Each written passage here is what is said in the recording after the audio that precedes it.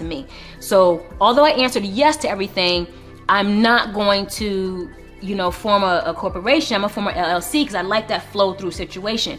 Well, for tax purposes, what people need to understand is whatever business entity you form, you can actually elect to be handled differently for tax purposes.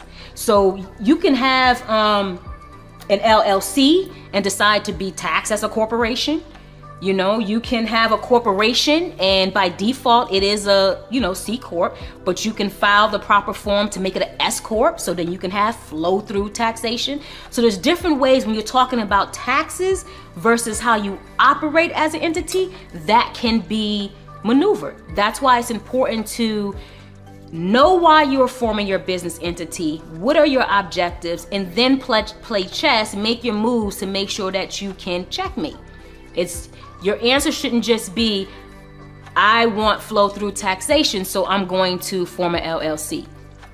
Corporation could fit everything else. So that means it may be a corporation and then you look at the different tax status, or with an LLC.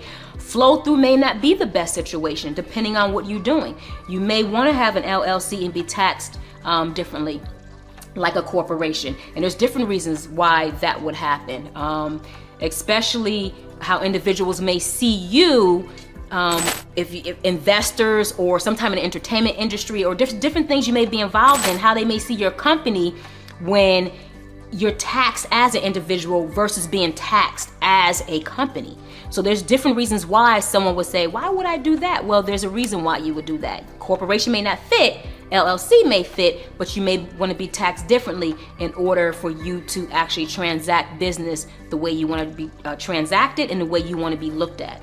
So I just wanted to point out, when it comes to taxes, that can be treated totally separate than how you form and operate as a business.